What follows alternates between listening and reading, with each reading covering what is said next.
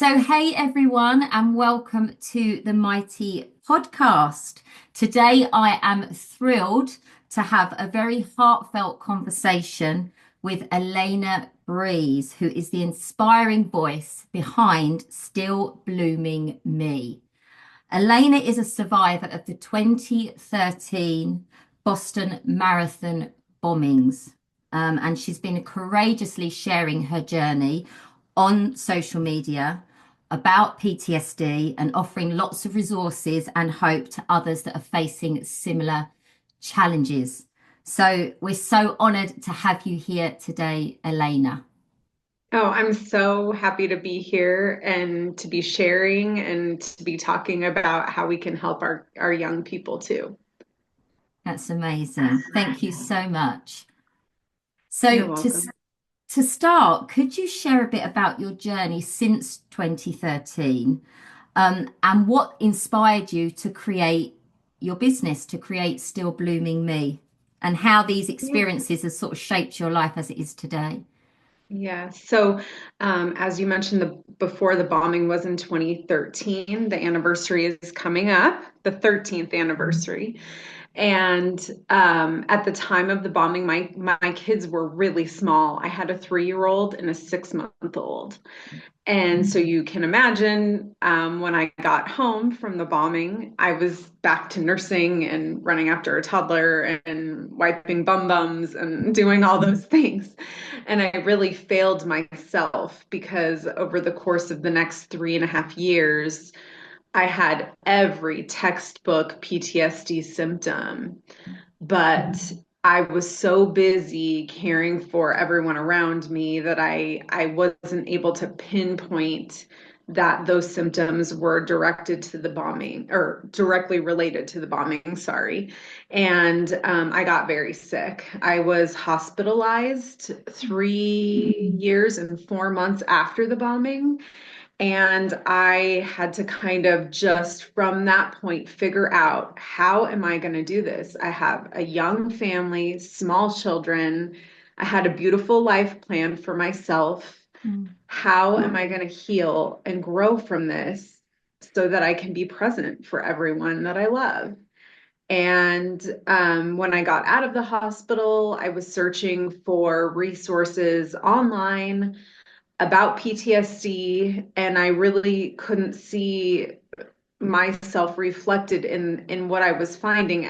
The conversation was very military focused and veteran focused, which we know is a Mm. huge need.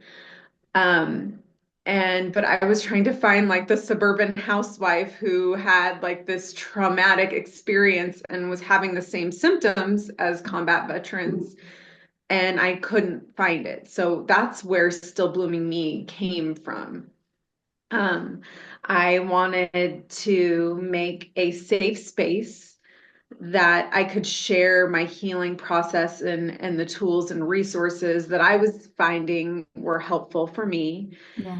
And I really didn't think anyone would read it. I just kind of put it out there. It was more of a cathartic experience for me to just journal and share it. And then over the course of, well, now it's been 8 years, but soon like I think within 4 years after I started it, I had readers in 85 countries, and I was being connected to people all over the world who had similar experiences that I had. So I'm talking about terrorist attack experiences. So from there, I was able to really like build a group of friends and a support system with people who had a similar history that I did. And that was my initial goal with Still Blooming Me, is I thought there have to be other people out there like me who are suffering from this. Like, I know about 9/11 and Oklahoma City and all of these other terrorist attacks around the world,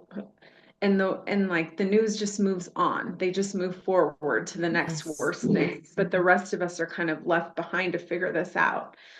So my work has connected me to many other survivors, thankfully. And from there, like my loneliness melted away, which was a huge component of my PTSD journey.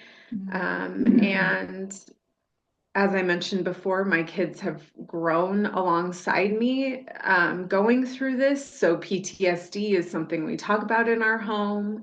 Mm. I had to really befriend it and welcome it as a part of me. If I knew I was going to live alongside it, it needed to be like something not scary and dark and awful and not something that I ever talked about.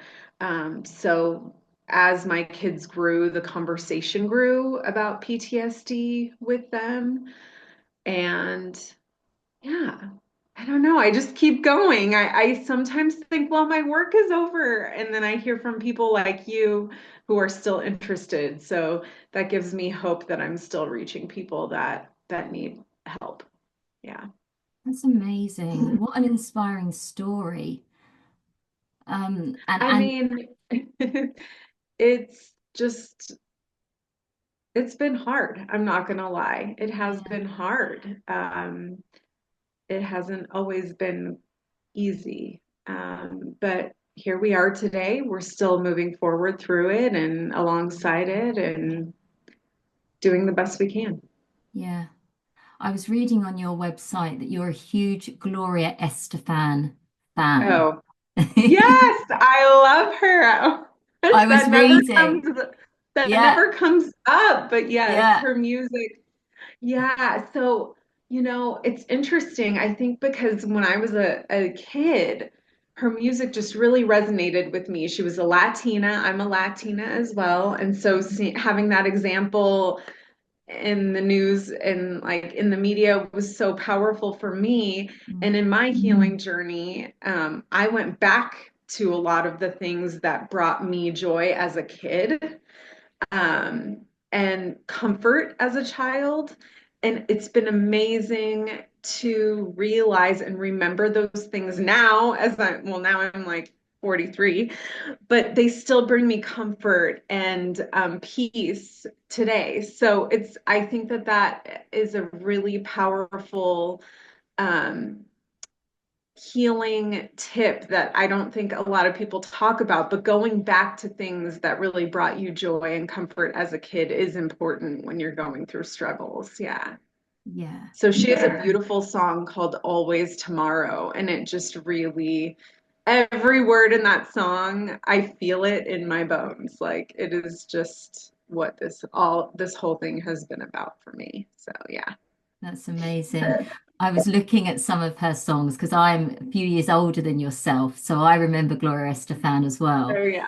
But I haven't listened to her for a long time. And like I say, when I was reading up on your site, and then I saw that you were a Gloria Estefan fan, and then I went back, and it was lovely actually because it took me Yeah. back, and I started Googling and researching some of her old songs, and I was like, oh my God. And Yeah. there's one song, and it was coming out of the dark, and I finally Yeah. see the light, and I thought, oh my Oh yeah. goodness, if that's a a line for what you've done and what you're bringing to people, that's amazing. It is so inspiring. Um, Well, Gloria also had a traumatic bus accident happen where she broke her back.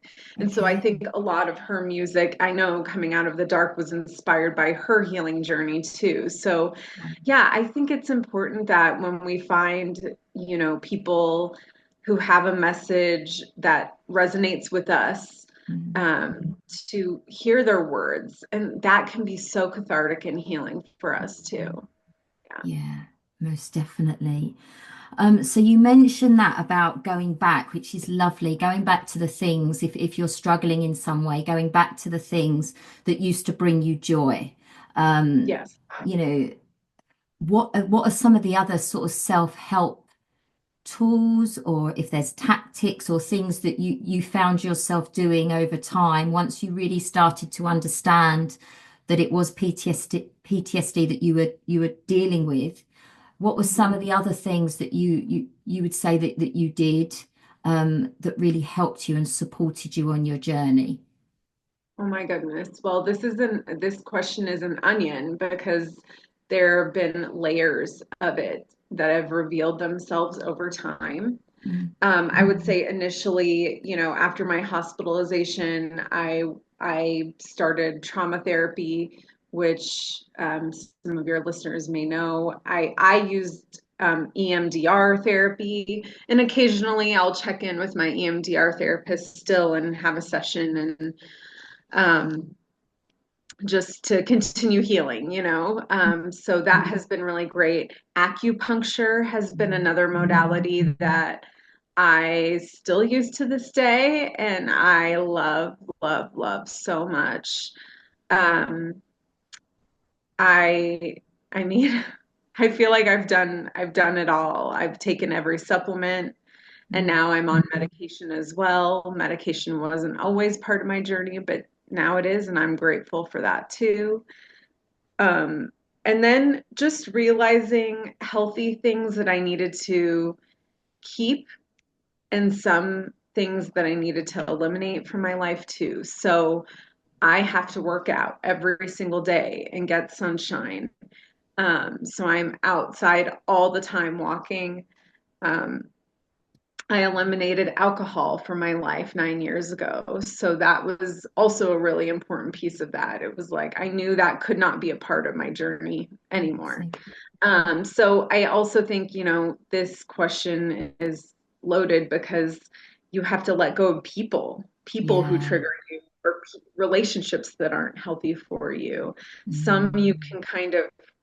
you can distance yourself with boundaries, but Mm. others you just need to move on from. So Mm. that is also hard too when you're trying to heal, and kind of taking note of who's really there and who isn't, you know. Yeah. Yeah, I think over time, healing has come in many different forms. It's not been just one of those things, it's been all of them, and having an open-minded approach to any resource that I've come across. Yeah. Yeah. Do you find, so with your community that you have now, is it predominantly adults, or do you find there's people coming to you maybe that have younger children, or that are struggling with something similar to what you've struggled with PTSD? I think it's mixed. I mean, I Okay. I notice a lot of I hear more from my mom friends, Okay. when their kids are struggling. I don't I try and just get really curious and listen to them to try and figure out what might be the problem or what might be helpful, Mm. and make, light suggestions or connections to resources that I have here in my community. Um, but I think I hear more from adults, through social media or email or through my website. I'm hearing more from adults who've had similar experiences that I've had, Yeah. who are suffering. And yeah, it's kind of mixed, I guess. Yeah. I think with kids, people, it's not necessarily people coming to me saying, I think my child has PTSD. It's like my child has anxiety, or my child has attention deficit Mm. issues, or, but all we know, all of those things Mm. can be related to trauma too. Yes. So it it then becomes, well, what's going on with them? What happened in their history? Tell me more, kind of a Yeah. thing. But again, I'm not a therapist. I just try and listen, be helpful, and match people up with resources when I can. That's fantastic. That's fantastic.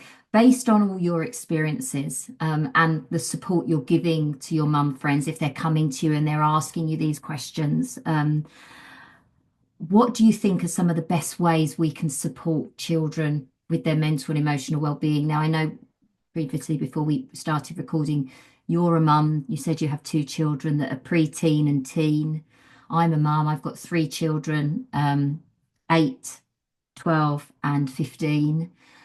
Um, and yeah, with M.Y.T.E stands for Manage Your Thoughts and Emotions. This is what we're all about. We're all about just speaking to people that have gone through challenges, that have, I say they've overcome their challenge, but it's always a journey, right? We're always navigating different parts. Um, but also people that are mums or parents who are navigating the world as it is today with children, that are on social media, the way the speed at which technology is moving, with everything that we have going on around the world at the minute, all this uncertainty, this doubt, this fear. How do you, or is there any, based on your experience, is there any advice or support you can offer that will help other mums or teachers or carers help navigate the mental and emotional well-being of their own children or class? I think first we need to listen to our kids. I think it's really easy as a parent when your child comes to you and says, I'm struggling or I'm feeling anxious about this. And then you, as a parent, and I've done it before myself, I try and swoop in and fix it or swoop in and tell them, oh no, you're fine, you're gonna be okay.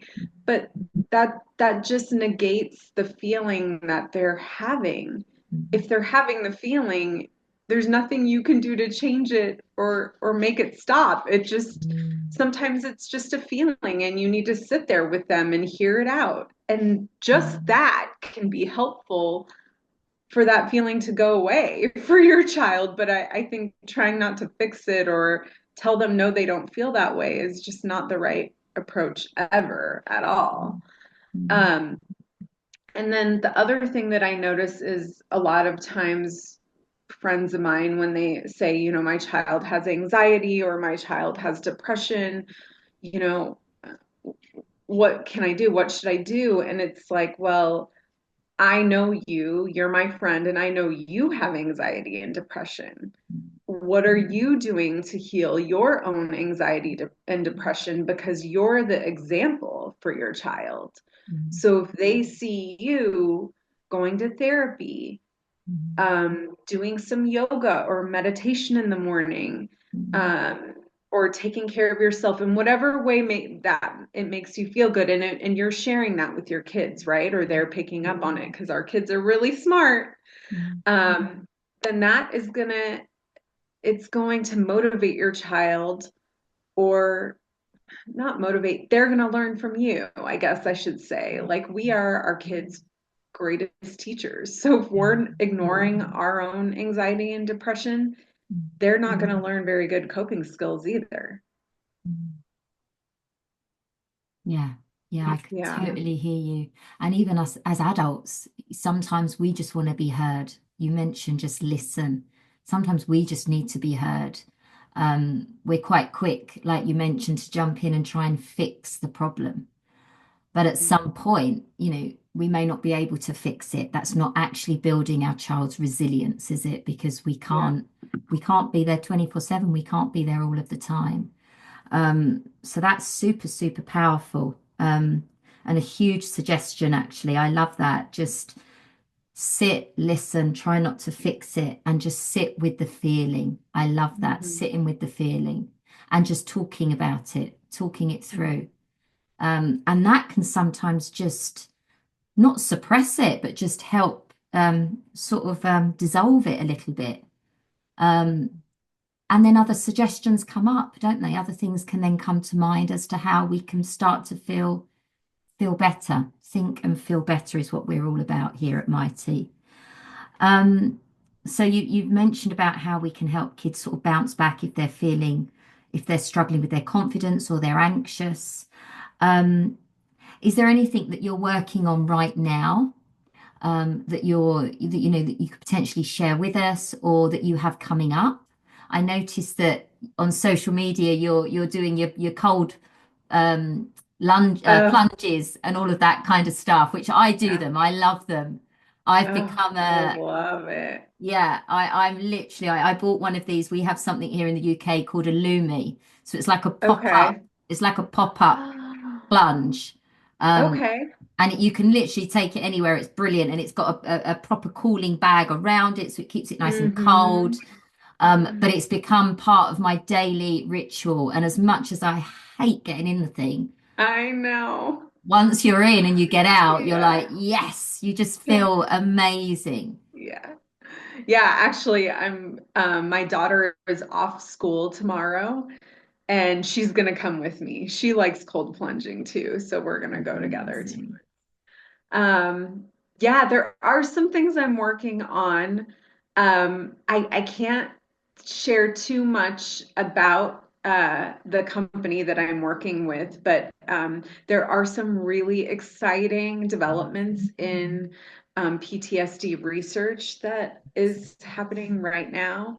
And I've been hired as a PTSD advocate for this company. So hopefully closer to the summertime, I can share more about it, and I will be sharing more about it. But right now, I can't say No much. trouble. No, don't you worry. um, yeah, and then I have a blog where I write weekly. I share something, and I really try and get creative with what I'm sharing. And anyway, right now I'm working on a piece that includes the top 15 mental health apps that I love. And I'm working with some really cool new apps, some that would be great for kids. You mentioned an app earlier too. That's why it made me think of that. So yeah, there is a really interesting sleep app that I'm going to be sharing that I love. Um, Hopefully a sobriety app that I think is a really great concept that I've never seen before. And I'll of course include, my tried and true favorites, but that's something kind of sooner, near in the future that I'll be sharing. So Sounds yeah. And then amazing. I just like to share kind of how I manage this every day in my life. So if people are interested in that and in all the things that I do, they can join me and just check it out and see what it's like, I guess. That's amazing, Elena. And I noticed on your site as well, there's lots of sort of free downloads and things on there, resources. You've got an actual Mhm. page that's got resources on there, haven't you, where people can go. Yeah, and if you want to subscribe to my newsletter, which is great, and I usually send it out once a week, I have a tool that you'll automatically receive. It's free, but it's 4 separate emails that will help you reduce your anxiety in 2 weeks. So these are Brilliant. tools and resources that I use and share. Yeah. Amazing. Yeah. Elena, thank you so much for your time today. I'm going Oh, thank to you for having me. You're more than welcome. I'm going to link through to your website. I'll make sure I put all of the details in the on the podcast and on the YouTube video so people can reach out to you if they want to touch base with you and learn more about what it is that you do and the services and the newsletter that you write. But it really is an inspiring story. I encourage anyone that's listening to this actually to go over to Elena's website and just have a read up because I was sort of reading it, with a big heart, but with a slight little tear in my eye because it felt Oh, really real and really authentic. And I think, that takes a lot of courage for us to be like that, whether regardless of our age. Sometimes we feel like we have to put this brave face on and, we have to show up as this person that we aren't necessarily, and we can't, you know, disclose our flaws or our troubles or our anxieties or our difficulties. But I honestly believe the more we have the courage to do that, it opens up that platform for everybody else to be able to do it as well, which I think just brings us all together, one big happy family. So it's really lovely and hugely inspiring. So thank you again for being part of the M.Y.T.E Podcast. And I'm sure we'll be touching base with you soon. wonderful. Thanks for having me. Lovely speaking to you today. Take care. Hey everyone, thanks for watching this video. If you'd like to learn more about M.Y.T.E, our M.Y.T.E program and its profound toolkit, jump over to our website and get in touch with us. We are here to support you and the children in your care.